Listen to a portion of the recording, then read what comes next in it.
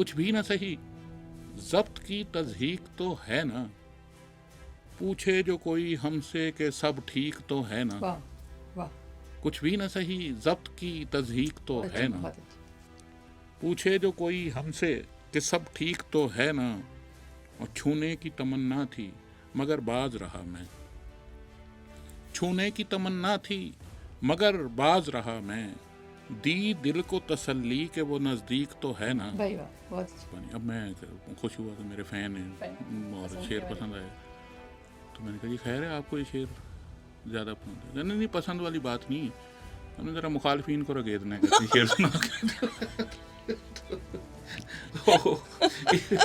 فرض کیا 2 شعر کہے 3 شعر کہے اور اس کے بعد مجھے کوئی کام پڑ گیا، بیگم نے حکم دے دیا کہ جا کے سبزی لے آؤ، تو واپس آتے تک وہ میکینزم دماغ کا جو ہے وہ اس سسٹم سے آؤٹ ہو گیا۔ اور کوئی غم گدگدا رہا ہے کیا، کوئی غم گدگدا رہا ہے کیا، ہنس رہے ہو جو بار بار میاں، کوئی غم گدگدا رہا ہے کیا، ہنس رہے ہو جو بار بار میاں۔ السلام علیکم۔ آج میں ایک شاعر کے ساتھ آپ کے سامنے حاضر ہوں۔ افضل خان صاحب ہیں، یہ 10 اکتوبر 1975 کو بھاولپور میں پیدا ہوئے۔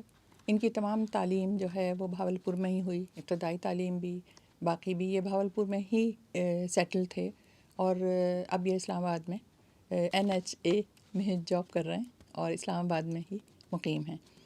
ان کی 3 کتابیں تو بھی میں بھی 1999 میں چھپی تھی، اور اس کے 2 ایڈیشنز چھپ چکے ہیں۔ ایک عمر کی مہلت 2013 میں چھپی، جس کے ماشاءاللہ سے 5 ایڈیشنز چھپ چکے ہیں۔ واپس ملوں گا تجھے، واپس ملوں گا تجھے 2025 میں منظر عام پر آئی۔ ملک اور ملک سے باہر بہت ساری جگہ مشاعروں میں بھی جا چکے ہیں، ان کی کتابوں پر مقالے بھی لکھے جا چکے ہیں، اور آئیے آپ ان سے ہم گفتگو کا آغاز کرتے ہیں۔ السلام علیکم۔ جی وعلیکم السلام۔ بہت شکریہ آپ نے اپنے قیمتی وقت میں سے ہمیں وقت دیا، شامدید۔ آپ کا شکریہ۔ میں آپ سے آپ کے پہلے تو آپ کی تعلیم، پس منظر آپ کا جو بھی تھا، جہاں پر پیدائش تو آپ کی بھاولپور کی ہے 1975 کی، جی اور اپنے ماحول کے بارے میں اور اپنی تعلیم کے بارے میں بتائیے مجھے کچھ۔ جی ایک متوسط طبقے سے تعلق ہے، والد صاحب سرکاری ملازم تھے، ٹھیک۔ اور بہاولپور میں سیٹلائٹ ٹاؤن علاقہ ہے جہاں ہمارا گھر تھا، اور ہم 7 بہن بھائی ہیں، 3 بہنیں اور 4 بھائی، اور مزے کی لائف تھی جیسے ایک متوسط طبقے کی ہوتی ہے، جس میں کچھ اچیومنٹس بھی ہوتی ہیں، کچھ محرومیاں بھی ہوتی ہیں، سب کچھ ہوتا ہے، تو بڑی اچھی لائف گزری، اسکول لائف بھی بہت اعلیٰ تھی، اور پھر وہاں اس شہر میں ظاہر ہے پیدائش بھی ہوئی، اور پھر عرصہ دراز تک وہاں رہا، دوستیاں یاریاں یہ وہ سارا کچھ، ماحول ادبی ماحول بھی وہاں بڑا اچھا رہا۔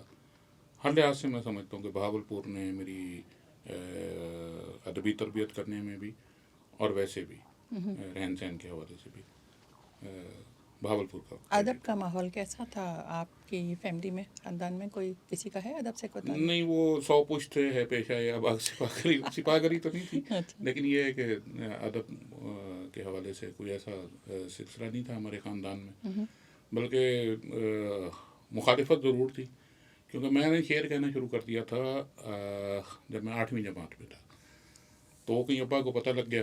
اچھا۔ تو ظاہر ہے ہمارے معاشرے میں یہ رومانویت اور اس طرح کی چیزوں کو، موضوعات کو بہت غلط سمجھا جاتا ہے، تو انہوں نے کہا لڑکا ہاتھ سے نکل رہا ہے، امی کو کہا اس کو شاعری ختم کر دے، یہ شاعروں سے ملنا جلنا چھوڑ دے۔ تو آج کلاس 8 میں اگر آپ نے شروع کیا تھا تو کوئی خاص واقعہ تھا، کوئی خاص شخصیت تھی، کوئی وجہ تھی جو متوجہ ہوئے آپ سے؟ جی 8ویں جماعت میں اصل میں یہ تھا کہ مجھے بچپن سے پڑھنے کا شوق تو تھا۔ اچھا، اس وقت جس وقت مجھے پڑھنا نہیں آتا تھا، یعنی آپ پہلی دوسری جماعت لگا لیں، اردو میں صحیح نہیں پڑھ سکتا تھا، تو میں اس وقت بھی ایک ملتی تھی کہانیاں جو 50 پیسے کی ہوتی تھی، جسے ہم آٹھانے بولتے تھے، وہ ٹارزن اور فلاں اور چلوسک ملوسک اور فلاں اس طرح کی، تو وہ میں خرید کے لے آتا تھا، اپنا جیب خرچ ملنا 8 آنے، اس سے جا کے وہ کہانی لے آنا، اور وہ بڑی بہن وہ کہنا کہ مجھے پڑھ کے سناؤ۔ اچھا جی، تو وہ پڑھ کے سناتی تھی اور میں وہ संभाल के उस कहानी को रखना। अच्छा, फिर वो कहानियों के वो समझें कि वो जमा होने शुरू होगी मेरे पास। उसके बाद जब कज़न वगैरह आते मेरे साथ के बैठते तो मैं उन्हें बताता कि ये कहानी है। अब मुझे ज़बानी याद होता था कि इस कहानी के अंदर क्या लिखा हुआ है, तो कहते थे ये वाली सुनाओ, तो मैं उन्हें वो ज़बानी जो है वो सारा सुनाता था। तो ये एक मशगला था। आहिस्ता आहिस्ता जब पढ़ना आ गई उर्दू, तो ये छोटी छोटी कहानियाँ और ये बड़ी फैसिनेट करती थी मुझे। तो इसके साथ साथ फिर ये हुआ कि मेरे हाथ परवीन शाकिर साहिबा की खुशबू किताब तो नहीं कहना चाहिए, किताबचा था वो छोटे साइज़ का 4-5 इंच वाला जो होता है वो, कहीं छान टुकर की रेडी से या कहीं से भी मिला, मैंने उसे पढ़ना शुरू कर दिया। तो पढ़ा तो मेरे अंदर एक वो जज्बा पैदा हुआ कि ये तो बड़ी कमाल चीज़ है। उसके बाद अहमद फराज साहब की जाना जाना एक किताब थी, वो हाथ आई, वो पढ़ी तो वहाँ से लपका हुआ कि यार ये मैं भी ट्राई करता हूँ।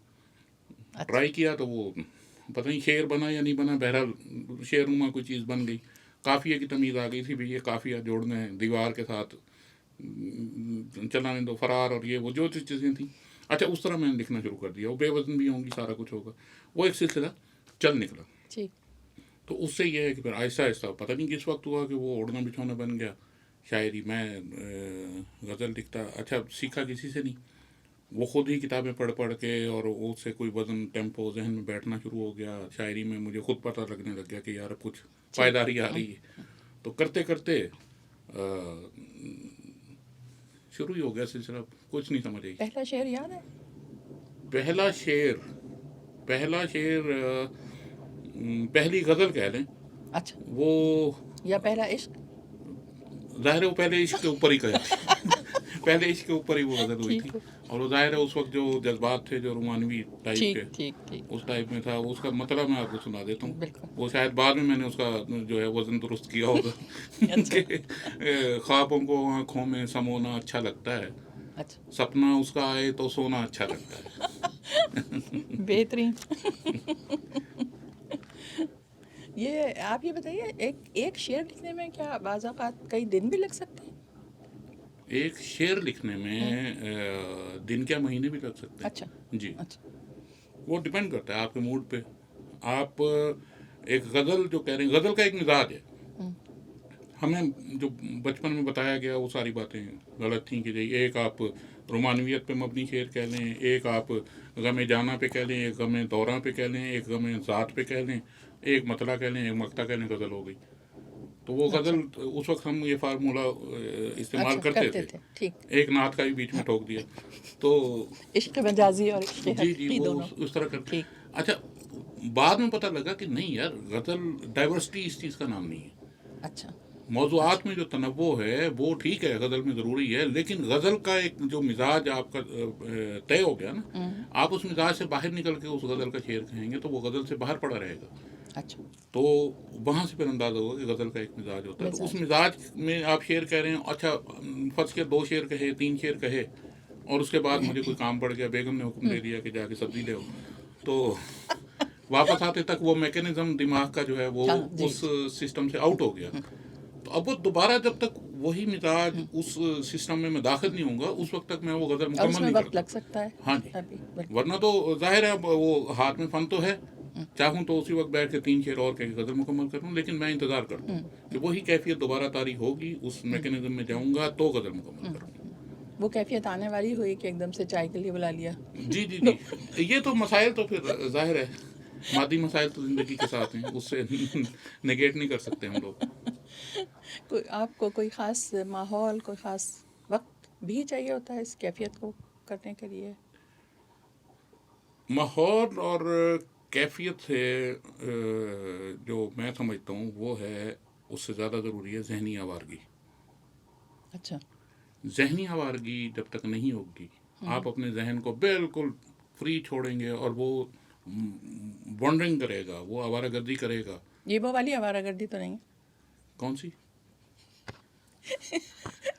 जो मैं समझ रही हूँ वो वाली आवारागर्दी तो नहीं है? ज़हनी आवाज़, बिल्कुल ज़हन की आवारागर्दी है कि वो उसे आप बिल्कुल फ्री छोड़ेंगे, आपके पास इतना वो हो, आप उसे फ्री छोड़ेंगे। अच्छा, फारिग अगर मैं फुर्सत में बैठा और मेरे जहन पे दबाव है तो मैं शेर नहीं कह सकता, یہ نہیں ہے کہ مجھے فرصت ہوگی میں کتاب پڑھوں گا اور مجھے شعر آ جائے گا، ایسا نہیں ہوتا. ذہن کو آوارہ چھوڑنا پڑتا ہے. ذہن کی آوارگی جو ہے وہ کہیں نہ کہیں سے آپ کے اندر جو سپارک ہے اس شاعری کا، اس میں وہ ریفلیکشن بناتا ہے خیال کا. وہ ریفلیکشن ہمیں نظر آتا ہے کہ یار اس کو کیپچر کرنا چاہیے، ہم اس کو صفحے پہ اتارتے ہیں.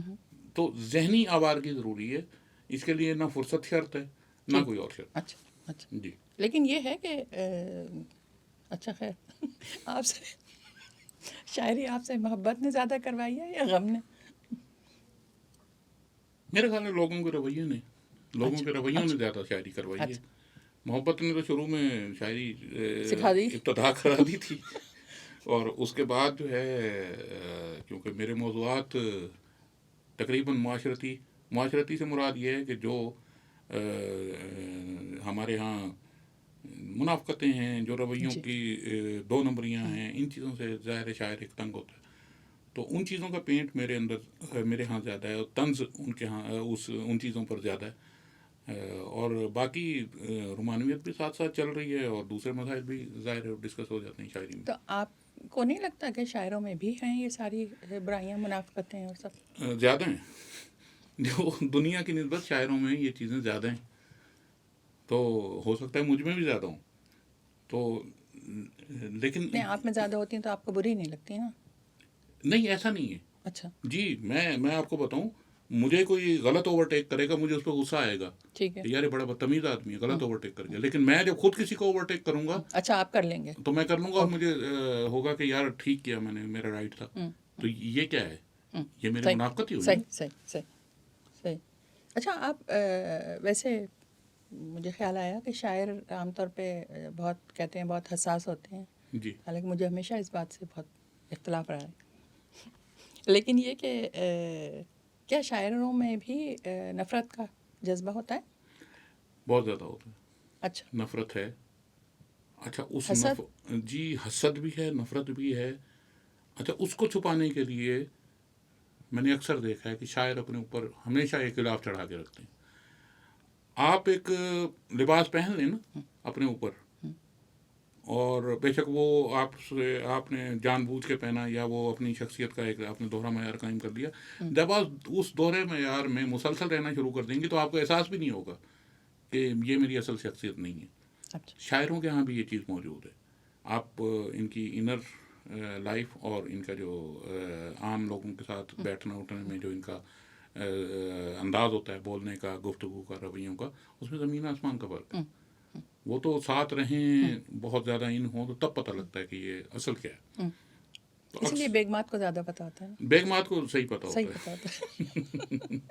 اچھا میں نے یہ اسی لیے پوچھا کہ عام طور پہ نا مجھے بھی ہمیشہ اس بات سے وہ رہتا ہے کہ وہی لوگ ہوتے ہیں جو جب ڈرائنگ روم میں بیٹھ کے سب گفتگو کر رہے ہوتے ہیں تو بالکل مختلف شخصیت ہوتے ہیں. جی گھروں میں وہ بالکل مختلف ہوتے ہیں. جی بالکل. تو وہ ساری تعلیم اور وہ سارا جو آمد ہوتی ہے یا ذہن اتنے ذہین ہوتے ہیں، وہ سب کہاں چلا جاتا ہے جب یہ اتنا تضاد ہوتا ہے؟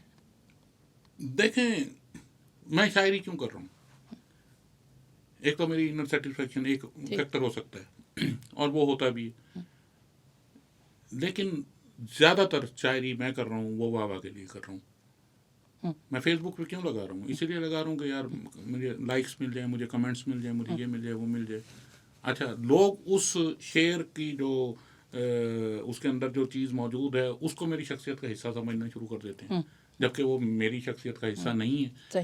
اچھا اب مثال کے طور پہ میں کوئی غریب آدمی نہیں ہوں، مثال کے طور پہ ایک متوسط ہوں یا جو بھی ہوں، اپنا اللہ کا شکر ہے. میں غربت پہ شعر لکھ دیتا ہوں کہ جی بوڑھی ماں اور فلاں جناب وہ گھر میں روٹی نہیں پکی اور یہ فلاں اس طرح کی باتیں، غربت کو پینٹ کر رہا ہوں. اچھا وہ میرا اپنی واردات نہیں ہے، لیکن میں نے وہ کہیں واقعہ دیکھا سنا، اس کو آبزرو کیا، اور اس کو جو ہے میں نے انہیل کیا، اور اس مشاہدے کو اپنی طاقت کے ذریعے، اپنی تخیل کے ذریعے میں صفحے پر لے آیا.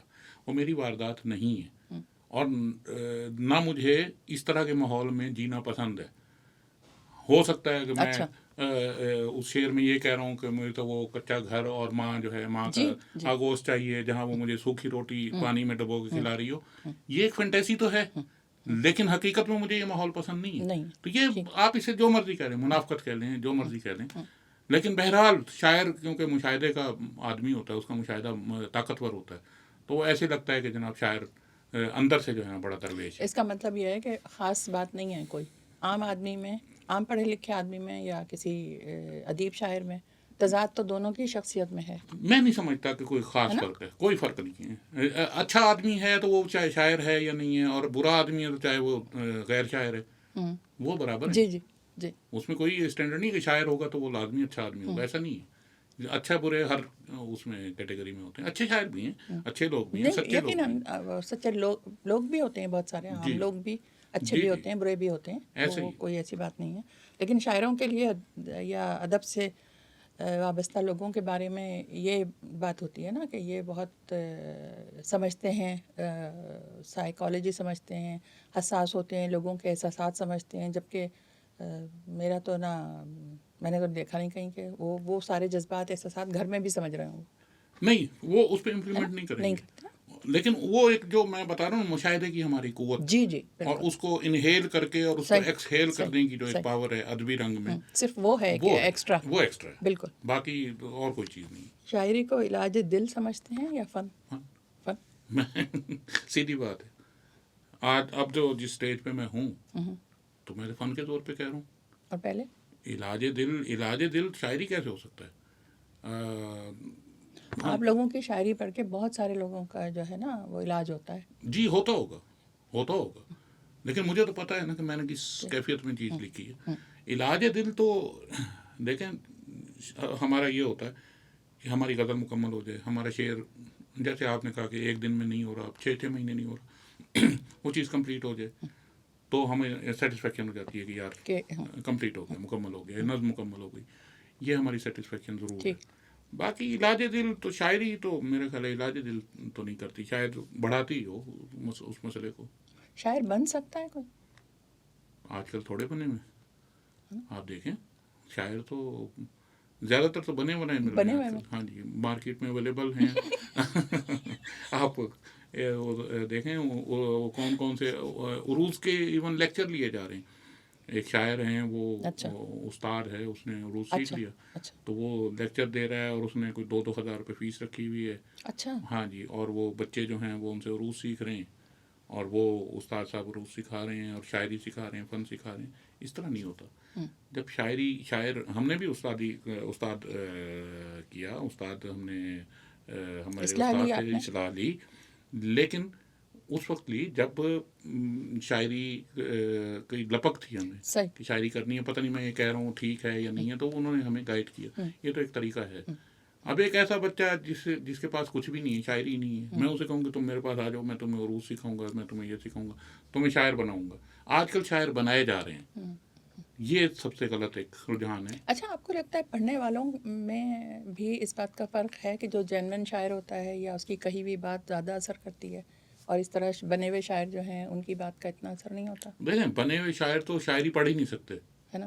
وہ پڑھتے ہیں تو کہیں نہ کہیں ان سے غلطی ہو جائے گی، ٹیکنیکل مسٹیک کر دیں گے، کہیں لفظ وصل ہو رہا ہے تو وہ نہیں پڑھ سکتے، کہیں ترکیب آ رہی ہے تو اس کو اچھا جہاں لفظ دب رہا ہے اس کو کھینچ کے پڑھ لیں گے، جہاں حرف کھینچ کے پڑھنا ہے اس کو دبا لیں گے.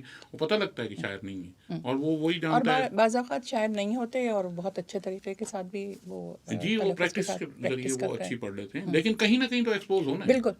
ہمیں تو ٹی وی چینلوں پہ آج جو جج بن کے بیٹھے ہیں شاعر، اکثر پروگراموں میں جج بنے ہوئے ہیں، تو حالت یہ ہے کہ وہ کوئی نہ کوئی ایسا لمحہ آ جاتا ہے کہ جہاں ان پہ فیصلہ چھوڑا جاتا ہے تو وہ ایک دوسرے کو دیکھ رہے ہوتے ہیں کہ اب اس کا کیا جواب دیں.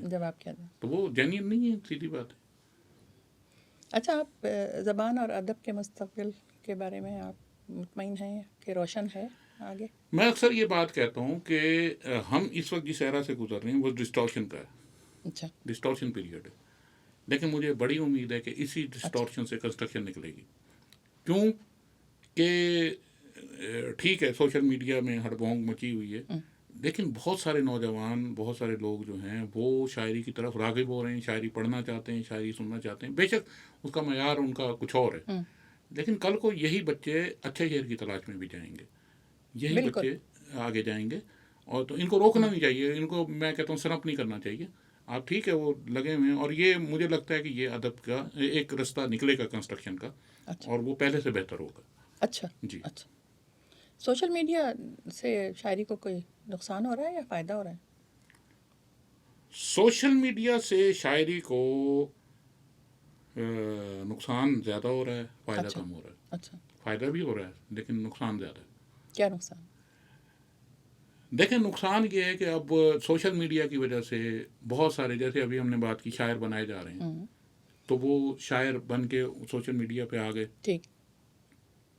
ایون ایوارڈ لے گئے. آپ حیران ہوں گی کہ وہ لوگ ایوارڈ بھی دے چکے ہیں. میرے سامنے بٹھائیے، میں ایک مصرع دیتا ہوں، ذرا اس پہ مصرع لگا کے دکھا دیں. نہیں لگا سکیں گے، اور پتہ لگے گا جناب وہ صدارتی ایوارڈ بھی دے ایوارڈ چکے لے ہیں. کے بالکل. تو اس کا کیا یہ نقصان نہیں ہے تو کیا ہے. اور سوشل میڈیا ہی وہ واحد پلیٹ فارم ہے جہاں آپ کے لائک سبسکرائب بھی بک رہے ہیں. ٹھیک ہے جی. جو ایک جینین شاعر ہے، سینئر شاعر ٹھیک. ہے، اس کی پوسٹ لگے گی تو پتہ لگے گا کہ 2 دنوں میں اس کہ کے وہ 20 جی کمنٹس ہیں. اور ایک متشاعر ہے تو اس کے 1200-1500 لائکس بھی ہیں، اور متشاعرہ ہے تو اس سے بھی زیادہ ہیں اس کے. بالکل. تو اس کا کیا علاج ہے؟ ابھی پچھلے دنوں ایک اس پہ ہی دیکھا میں نے، سوشل میڈیا پہ ہی، لاہور میں کسی شاعرہ کو سونے کا تاج پہنایا گیا جی. اور وہ اس کے اوپر اتنی لیدے ہو رہی تھی کہ جی یہ اس سونے کے تاج سے آپ کوئی اور کام بھی کر سکتے تھے، کس کو دیا؟ ان کو کوئی جانتا نہیں، کوئی وہ جو آپ بات کہہ رہے ہیں وہ وہی والی بات ہے. اچھا، اس واقعے سے میں تو ناواقف ہوں، جی لیکن افسوسناک. لیکن جی بالکل ابھی کچھ افسوسناک. پچھلے ہفتے کی بات ہے یہ، اور جی. واقعی بہت بہت افسوسناک بات ہے یہ، جی. طاہر فضول. اچھا، تنقید سے آپ متاثر ہوتے ہیں؟ اچھی تنقید سے. کس طرح؟ اور اس کی جو پرسنٹیج ہے وہ میرا خیال ہے 2-3% ہوگی جس سے میں متاثر ہوتا ہوں، جس کو میں سمجھتا ہوں کہ یہ ٹھیک ہے. ادروائز تنقید کے نام پہ کیا ہو رہا ہے ہمارے ملک میں؟ یہاں مضامین 8-8 10 20 صفحات کے لکھے جاتے ہیں تنقید کے حوالے سے، کتاب کے حوالے سے. اچھا، اس میں ساری 2 نمبری چل رہی ہے، معذرت کے ساتھ تنقید نگاروں سے. میں اگر کسی تنقید نگار کا اچھا دوست ہوں تو اس نے مجھے پہاڑی پہ بٹھا دینا، چاہے میرے کلام میں ہے. یہ تنقید نگار کا ایک منصب تھا، بالکل. اور اس نے اس منصب کے حوالے سے کام کرنا تھا. یہ آپ کب کی بات کر رہے ہیں جب منصب تھا تقریباً؟ یہ میرا خیال ہے 90 کے بعد ختم ہو گیا. 90 کے بعد ختم ہو گئی. میرا نہیں خیال کہ اس کے بعد، کیونکہ یہ 90 کے بعد ہی گلوبلائزیشن کا وہ دور آیا، اور جیسے وہ دور آیا تو ہر چیز میڈیا میٹ ہو گئی. اچھا، اس سے پہلے کیا لابی سسٹم تھا؟ لابنگ تھی، لیکن پازیٹیو لابنگ تھی. اچھا، پازیٹیو لابنگ تھی. دیکھیں آپ اور میرا رفٹ ہے، مثال کے طور پہ ادبی رفٹ ہے. آپ اپنی تنظیم سے، آپ کے اپنے نظریات ہیں، میرے اپنے، ہمارے جو کنٹراڈکشن ہے، بے شک ہم ایک دوسرے پہ کیچڑ بھی اچھال رہے ہیں، لیکن آپ کا میں مقابلہ کیسے کروں گا کہ میں آپ سے اچھا شیئر کہوں بالکل، اور آپ مجھ سے اچھا شیئر کہیں. آپ کا جو گروپ ہے 10 لوگوں کا اور میرا گروپ ہے 12 لوگوں کا، تو ہم ایک دوسرے سے سبقت لے جانے کی کوشش کریں گے ادب میں، شعر کے حوالے سے، اپنی تخلیقات کے حوالے سے. آج کل تو تخلیقات والی بات ہی نہیں ہے. آج کل تو وہ جس کو بہت زیادہ اچھی گالیاں آتی ہیں وہ کامیاب ہے. اچھا، ویسے تنقید پہلے شاید تنقید برائے اصلاح ہوا کرتی تھی. جی جی جی. اور اب تو بس تنقید برائے تنقید ہی رہ گئی ہے. اچھا، وہ تنقیدی مضامین بھی تنقید کے ہی حوالے سے ہوتے ہیں. جی جی. کوئی بہت کم ایسا ہوتا ہے کہ اچھا جی افضل خان کی شاعری میں فلاں عناصر یا فلاں شاعری میں یہ وہ چیز نہیں ہوتی. اب کیا ہو رہا ہے، قاری اساس تنقید میں عصری عوامل، تو اس کو پڑھ کے میں نے کیا کرنا ہے؟ اچھا، ایک مجھے آیا تھا، ایک سوال میرے ذہن میں آیا تھا کہ کیا کبھی ایسا ہوا ہے، کیونکہ آپ لوگ جب بھی کوئی شعر لکھتے ہیں تو جتنے لوگ پڑھتے ہیں وہ اپنے ہی حساب سے تشریح کرتے ہیں جو ان کے ذہن میں ہوتا ہے. ہر ایک کی الگ ہی وہ اس کی پرسیپشن ہوتی ہے. کیا ایسا ہوا کہ آپ کے کسی شعر کی آپ ہی کے سامنے کسی نے چونکا دینے والی تشریح کی ہو جو آپ نے بھی نہیں سوچی کہ یہ کیا؟ میں نے ایک مشاعرے میں، خانیوال میں شاید تھا مشاعرہ، میں نے شعر پڑھا. وہ شعر کیا تھا کہ اب اس لڑائی میں ممکن ہے سر چلا جائے، جسے بھی جان ہو پیاری وہ گھر چلا جائے. ساری قطریں وغیرہ سب مشاعرہ وغیرہ ختم ہو گیا. تو آخر میں 2 لوگ میرے پاس آئے کہنے لگے جی وہ آپ نے ایک شعر سنایا تھا مخالفین کا نا، پنجابی میں پوچھ رہا ہے مجھ سے، وہ تو ہمیں دکھوا دیں. اب میرے ذہن میں نہیں ہے کہ میں نے مخالفین پہ کون سا شعر اس طرح کا کہا تھا. میں اب سوچ رہا ہوں میں نے کیا کیا پڑھا ہے. میں نے 2-3 شعر سنائے کہ نہیں یہ نہیں. اچھا اخیر مجھے یہ شعر ہائے ہائے یہ والا کہتے یہ لکھوا دیں. اچھا میں نے لکھوا دیا. کہنے کہ جی مہربانی. اب میں خوش ہوا کہ میرے فین ہیں اور پسند کیا شعر میرے پسند آیا. تو میں نے کہا جی خیر ہے آپ کو یہ شعر زیادہ پسند ہے. نہیں پسند والی بات نہیں ہے، ہمیں ذرا مخالفین کو رگیدنا کہتے ہیں شعر سنا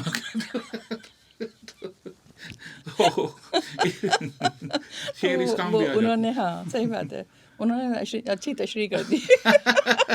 پسند نہیں آیا کہ صاف کر نہیں پسند والی بات نہیں ہے. وہ ان کے مطلب کا کی بات مطلب کا تھا. ٹھیک ہے، تو مخالفت ہوگی نا، دشمنی ہوگی ان کی، تو انہوں نے کہا یہ پھر لگائیں گے ہم کہیں. بالکل. اچھا آپ کی کتابوں کے درمیان میں کافی سالوں کا گیپ ہے، جی. اور کچھ شاعر ایسے بھی ہیں جو دھڑ دھڑ. تو کیا آپ کے پاس ٹائم نہیں ہے یا آپ کے اوپر شعر نہیں اترتے؟ شعر کم اترتے ہیں پہلی بات. اچھا دوسرا یہ ہے کہ لوگ تو کہتے ہیں کہ ڈائری ہم لکھتے ہیں اور شعر لکھ کے کاٹ دیتے ہیں. اچھا ہر کسی کا مزاج ہے، وہ کہتے ہیں کہ ہم نے 18 شعر کہے اور اس میں 6 سلیکٹ کر لیے. میری جان نکل جاتی ہے کہ یار 12 کاٹے کیسے انہوں نے. میرے سے تو نہیں کٹتے. میں کہہ لوں تو میں تو کہوں گا کہ یار یہ سارے جو ہیں میں نے شعر کہا ہے. بالکل. پھر بعد میں مجھے یہ چیز سمجھ آئی کہ میری ڈائری میں کٹنگ کیوں نہیں ہوتی، بہت کم ہوتی ہے، یا شعر کاٹنا پڑ جائے تو وہ بہت کم ہوتے ہیں اس طرح کے. وہ مجھے یہ سمجھ آیا کہ میں اندر ہی ڈیلیٹ کر دیتا ہوں شعروں کو. اچھا میں شعر آیا اور میں کہتا نہیں یار نہیں اس کو نہیں کہنا، یہ نہیں نیکسٹ چلو. تو ایک تو پیپر پہ جب وہ آتا ہے تو وہ آتا ہے تو پھر مجھے تو پسند آ جاتا ہے، لوگوں کو آئے نہ آئے. میرا اپنا ایک معیار پہ پورا اتر رہا ہے، اس پہ پورا اتر. کبھی یہ نہیں سوچا کہ یار لوگ اسے کیا کہیں گے. لوگ کئی کہتے ہیں کہ یار یہ کیا فضول آپ نے بات کہی، یہ آپ کو بات نہیں کرنی چاہیے تھی، تو آپ کے اسٹینڈرڈ سے نیچے کی بات ہے. یار ہر چیز اسٹینڈرڈ کی، میرے اسٹینڈرڈ میں اپنے اسٹینڈرڈ پہ کیسے کہہ سکتا ہوں. ٹھیک ہے جی، میں ہر بات تو اپنے اسٹینڈرڈ نہیں. میں اگر فرض کیا انسان گوشت کھاتا ہے تو دال بھی تو کھاتا ہے نا ساتھ. یہ کیفیات ہیں، زندگی کی کیفیات ہیں. اب اس میں آپ یہ کہیں جی عمومی بات نہیں کرنی. عمومی بات اگر ادبی رنگ میں آ رہی ہے اور وہ ہمارے رویوں میں شامل ہے، اس کو اگر میں لے کے آ رہا ہوں تو اس میں کیا غلط بات ہے. ٹھیک بات. وہ کہیں گے جی آپ کی ردیفیں جو ہیں وہ آپ نے وہ مزاحیہ ردیف ڈال دی، اس کو سنجیدگی سے نبھا لیا. آپ نے سگریٹ کی ردیف کیوں رکھی، ہا کی ردیف کیوں رکھی، برائے فروخت کی ردیف کیوں رکھی. آپ کیوں یہ دیکھ رہے ہیں. آپ ٹھیک ہے آپ اس پہ اعتراض کر رہے ہیں، لیکن دیکھیں کہ میں نے اس غزل میں نبھایا کہ نہیں نبھایا. اصل چیز یہ دیکھیں. اگر نبھایا تو پھر کیا اعتراض ہے. ایک نئی چیز دی نا، انوویشن دی ہے. اس میں کچھ مضامین اگر آپ کو وہ میرا ہی شعر ہے کہ ایک سخن پر داد مل جاتی ہے ایک پر لان تان، بات میں معقول بھی کرتا ہوں نامعقول بھی. واہ واہ. اچھا تو نامعقول بات کو اگر ادبی رنگ کے ذریعے آپ کر رہے ہیں اور وہ انسانی رویوں میں وہ چیز شامل ہے، وہ بھد نہیں بن رہی، وہ ادبی رنگ کے ساتھ پورے رچاؤ کے ساتھ آ رہی ہے، تو اس میں میں تو ان چیزوں کی پرواہ نہیں کرتا. نہ یہ تنقید نگاروں سے بھی میرا یہی مسئلہ ہے. میں کبھی تنقید نگار کو سامنے رکھ کے شعر نہیں کہتا. ٹھیک ٹھیک. تو آپ ویسے نظم اور غزل میں کیا؟ میں زیادہ میرا جو رجحان بن گیا ہے وہ غزل کی طرف ہے. شروع میں نظم کہیں اب بھی کہہ دیتا ہوں، لیکن زیادہ رجحان میرا غزل کی طرف ہے. اچھا آپ کی کوئی غزل گائی گئی ہے، کسی نے گائی؟ اگر گائی بھی گئی ہے تو میرا خیال ہے وہ اتنا کوئی بوسٹ اپ نہیں ہوئی وہ چیز. اچھا گائی گئی ہے تو وہ کسی محفل میں گائی گئی ہے یا یوٹیوب پہ چڑھی بھی ہے تو وہ اتنی کوئی وائرل نہیں ہوئی، تو نہ ہی سمجھیں. اچھا کبھی کسی ڈرامے وغیرہ کے لیے لکھا ہے آپ نے؟ نہیں جی، ڈرامے کے لیے نہیں لکھا کبھی نہیں. اور مشاعروں میں کتنا مصروف رہ رہے ہیں آج کل؟ مشاعرے تو بہت زیادہ ملتے ہیں، لیکن میں اپنی مصروفیات کی وجہ سے نہیں جاتا. اور مشاعرے ہوتے بھی بہت زیادہ ہیں. کئی مشاعروں میں جہاں کوئی بلا لے اور وقت ہو تو چلا بھی جاتا ہوں، ورنہ اکثر تو انکار کر دیتا ہوں کہ میں نہیں آ سکتا. اور پھر یہ ہے کہ مشاعروں کا جو آج کل رنگ بن گیا ہے، اس مشاعر میں مس فٹ ہوں تو کئی جگہوں پہ مجھے بلایا بھی نہیں جاتا. تو اس میں مجھے وہ نہیں ہے. میرے دوست ہیں اور مجھے اچھا لگتا ہے کہ انہوں نے مشاعرہ کرایا ہے، مجھے خوشی ہوتی ہے. لازمی تھوڑی ہے کہ افضل خان ہوگا تو مشاعرہ کامیاب ہوگا. ایک یہ بڑا مسئلہ ہے، وہ حسد والی بات ہے. میں تو کوشش کرتا ہوں کہ جان چھڑا لوں، میں نہ جاؤں، لیکن خوشی ہوتی ہے کہ یار ایک تقریب ہوئی تھی، اس میں دوست اکٹھے ہوئے تھے، مشاعرہ ہوا، کامیاب ہوا. میں ان کو مبارکباد دیتا ہوں اور دینی چاہیے دل سے. ٹھیک بات. جی ملک سے باہر کہاں کہاں مشاعروں میں شریک ہو چکے ہیں؟ جی ملک سے باہر میں یہی دبئی ہو گیا، ابو ظہبی ہو گیا، شارجہ ہو گیا، مسقط ہو گیا، قطر ہو گیا، بحرین ہو گیا، ان ملکوں میں گیا ہوں میں مشاعروں تو کے کتنے کتنے عرصے بعد جاتے ہیں؟ عرصہ ایسا مطلب ہے ہر کہ سال ضروری ہے؟ نہیں میں اچھا 3-4 تو ایسے مشاعرے ہوئے جو میں نہیں جا سکا، میں نے انکار کر دیا. اچھا باہر کے وہ مشاعرے تھے. اچھا وقت 2 دفعہ تو ایسا ہوا کہ میرے ڈاکومنٹس تیار ہو گئے، اچھا لیکن اچانک کیا ہوا کہ فلڈ ایمرجنسی بن گئی ہے. میری اب جاب کا تو مسئلہ ہے. اچھا ایک دفعہ الیکشن آ گئے، الیکشن کی وجہ سے چھٹیاں بند ہو گئیں تو ٹھیک. وہ نہیں جا سکا. ایک دفعہ 2 دفعہ یہ ہوا کہ میں مصروف تھا تو میں نے اپنی جگہ پہ ایک دو نوجوان ریکمینڈ کر ایک نوجوان ریکمینڈ کیا کہ اس کو بلا لو. دوسری دفعہ ایک اور نوجوان، اور آج وہ نوجوان سپر اسٹار ہیں. یہ بتا دوں نام مناسب نہیں ہے ٹھیک کیونکہ ٹھیک وہ اپنا نام بتائیں، وہ یہ بات وہ بتائیں بتائیں تو اور بات ہے. تو اور بالکل، بات ہے. بالکل تو بہرحال مجھے خوشی ہوئی کہ میرا انتخاب ٹھیک تھا جی اور وہ آج سپر اسٹار ہیں ماشاء اللہ. یہ مجھے سوال تھا، میرے یاد آیا تھا کہ وہ شاعری جو ہے وہ مشاعروں کی شاعری، مشاعروں میں سنانے والی شاعری جو ہے وہ مختلف ہوتی ہے. جی مختلف ہے، بالکل مختلف ہے. اور مشاعروں سے ہٹ کے جو شاعری ہے وہ بھی ہوتی ہے. میں اس بیس پہ کہہ رہا ہوں مشاعرے میں کافی پڑھتا ہوں تو مجھے سلیکشن کیوں کرنی پڑتی ہے اپنے کلام کی. میں ہر غزل کیوں نہیں پڑھ سکتا مشاعرے میں؟ مجھے پتہ ہے یہ غزل نرم رہ جائے گی، اس غزل پہ لوگ واہ واہ کر اٹھیں گے. وہ تو ایک یوں سمجھیں کہ ایک شو ہے. مشاعرہ جو اسٹیج ہے آج کل شو بنا ہوا ہے. ہر آدمی کوشش کرتا ہے کہ میں اس کو جیت جاؤں، میں اس کو چیمپئن بن جاؤں. اس کا میری بھی خواہش ہوتی ہے کہ میں جو مشاعرہ پڑھوں لوگ جناب وہ ٹوٹ کے داد دیں دیں. تو میں اپنا کلام سلیکٹ کرتا ہوں، کسی غزل سے 2 شعر نکال رہا ہوں، کسی میں سے 3 نکال رہا ہوں، مشاعرہ بنا رہا ہوں. تو اس کا مطلب ہے کہ مشاعرے کی شاعری اور عام شاعری میں فرق ہے. فرق ہے ڈیفینیٹ ہے. اور بات چیت میں بھی فرق ہے. کس جب کسی سے باہر بات کر رہے ہوں آپ تو اس میں، اور جب آپ آفس میں ہوں تو مختلف. آفس اور باہر کا تو نہیں پتا، لیکن میری بیگم کہتی ہیں کہ جب آپ خواتین سے بات کرتے ہیں تو آپ کا لہجہ تبدیل ہو جاتا ہے. وہ تو سب کہتے ہیں. وہ کہتے ہیں اس میں اور یہ ملائمیت آ حقیقت ہے، جاتی ویسے یہ حقیقت ہے. اچھا ہاں بالکل. نہیں دیکھیں نا، اب آپ کیوں کہتے ہیں خواتین کا احترام کریں، خواتین کے ساتھ ایک مطلب اسپیشل رویے سے ہم پیش آتے ہیں. جی تو اس میں ظاہر ہے لہجہ گھر میں بھی جو بیٹھی ہے وہ بھی خاتون ہی ہے نا. جی وہ ہے، لیکن وہ تو اب وہ پارٹنر بن گئی نا. اچھا وہ خاتون نہیں رہی. ہاں جی، ان سے تو ایک قسم کی ایسی فریکنیس ہو گئی کہ وہ اپنا جسم کا حصہ ہی ہے. وہ تو ظاہر ہے سب سے امپورٹنٹ ہماری زندگی کا حصہ ہے. تو لیکن جو خواتین کے ساتھ تو میں سب سے پہلے میری کوشش ہوتی ہے خواتین کے حوالے سے پہلی جو میری نقطہ نگاہ ہے وہ یہ ہے کہ احترام نظر میں، آپ کے وے آف ٹاکنگ میں، آپ کے رویوں میں. اس وقت آپ افضل خان وہ افضل خان نہیں ہوگا جو دوستوں میں ہوتا ہے. بالکل ٹھیک. اور یہ پہلی شرط ہے کہ خواتین کے ساتھ آپ نے جب رویہ رکھنا ہے وہ انتہائی احترام والا، ریسپیکٹ والا اور نرمی والا. یہ ایک، اور اس وجہ سے شاید بیگم کو لگتا ہے کہ آپ نہیں، شاید نہیں لگتا. میں بھی بھائی کے ساتھ گاڑی میں کہیں ہم لوگ جا رہے ہوتے ہیں تو میں اکثر کہتی ہوں اپنے بھائی کو بھی اور کو کہ کوئی خاتون روڈ کراس کر رہی ہوتی ہے تو اس قدر احترام کے ساتھ ان کو جگہ دیتے ہیں. کوئی گاڑی میں خاتون ہوتی ہے تو ایسے اس کو جگہ دیتے ہیں. کوئی صاحب ہوں گے تو ان کو نہیں. جی جی ایسا ہی ہے. وہ میری بیگم کہتی ہے کہ مجھے یہ نہیں پوچھنے کی ضرورت پڑتی کہ کال کس کی آ رہی ہے. کال کے اوپر آپ بات کرنے سے پتہ بات کرنے سے پتہ لگ جاتا ہے خاتون سے بات کر رہے ہیں مرد سے کر رہے ہیں. بہت مہذب ہو جاتے ہیں. ہاں جی مہذب ہو جاتے ہیں. تو وہ میرا خیال ہے کہ یہ تو ہونا بھی چاہیے. جیسے آپ بچے سے بات کر رہے ہوتے ہیں پتہ چلتا ہے آپ اس کی زبان میں توتلے بولنے کی کوشش کرتے ہیں یا پیار سے. تو اسی طرح خواتین میرا خیال ہے کہ ضروری ہے، کرنا چاہیے. اور گھر میں کرنا چاہیے. گھر میں تو اچھا میں کسی دن بیگم کو ساتھ لوں گا. میرا رویہ گھر میں ہی بہت اچھا نہیں لگ رہا ہے مجھے. اچھا اب آپ مجھے پہلے تو یہ بتائیں کہ ایج کے ساتھ، عمر کے ساتھ شاعری میں فرق پڑتا ہے؟ جی بالکل فرق پڑتا ہے. بالکل فرق پڑتا ہے. وہ آپ کے نظریات، آپ کی جذبات، آپ کی سوچ، موضوع بھی چاہیے، موضوع تبدیل ہو جاتے ہیں. آپ کا زاویہ تبدیل ہو جاتا ہے. اور بعض دفعہ زاویہ 180 پہ بھی مڑ جاتا ہے. میں تو یہ حیران ہوں. اچھا. اور شرمندگی ہوتی ہے کہ ہم نے پہلے یہ بات کیوں کی تھی. یہ بھی ہو جاتا ہے. اچھا. اس کی ریوائول کیسے کریں، اس کو کمپنسیٹ کیسے کریں. ایک چیز میری پہلی کتاب میں چھپی ہوئی ہے، اب چوتھی کتاب لا رہا ہوں تو اس میں بالکل اس کا 100% اپوزٹ بات میں کیسے کر دوں. تو یہ نظریات ہوتے ہیں اس طرح بالکل. اور میں کہتا ہوں کہ ریوائول کرتے رہنا چاہیے, اس میں کوئی شرمندگی والی بات جی نہیں. بالکل. کرتے وقت کے رہنا ساتھ بالکل وقت کے ساتھ انسان بدلتا ہے, جی جی سوچ بدلتی ہے سوچ انسان. بدلتی ہے بالکل ایسے. اچھا آپ مجھے تھوڑا سا اپنا کلام بھی سنا دیں. اچھا جی کلام ترنم سے کرتے ہیں؟ نہیں, ترنم تو میری آواز گفتگو میں نہیں اچھی, تو ترنم کیا ہوگی. تو ایسی تو کوئی بات نہیں ہے. میں بیت اللفظ پڑھتا ہوں, جی ضرور. تو میں آپ کو ایک غزل کے چند اشعار سنا دیتا ہوں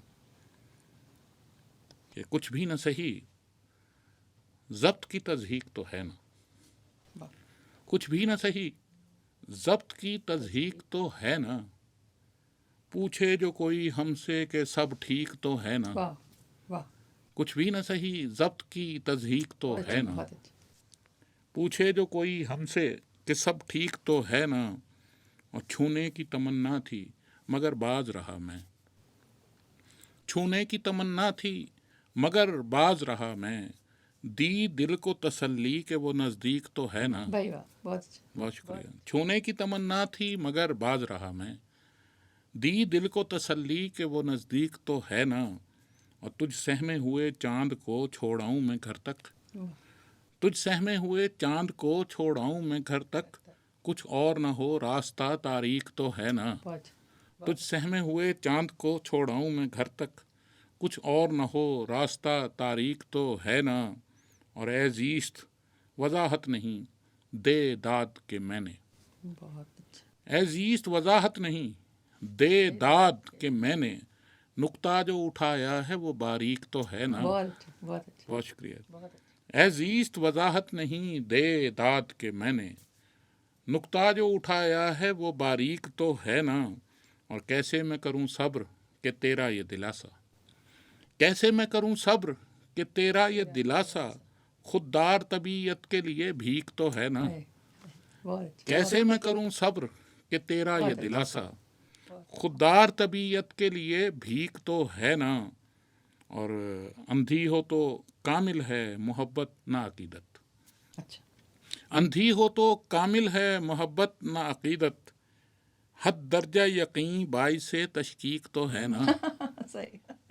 اندھی ہو تو کامل ہے محبت نہ عقیدت, حد درجہ یقین باعث تشکیق تو ہے نا, بہت اچھا. کچھ بھی نہ سہی ضبط کی تضحیق تو ہے نا, پوچھے جو کوئی ہم سے کہ سب ٹھیک تو ہے بہت نا. اچھا, بہت اچھا. بہت شکریہ. بہت اچھا.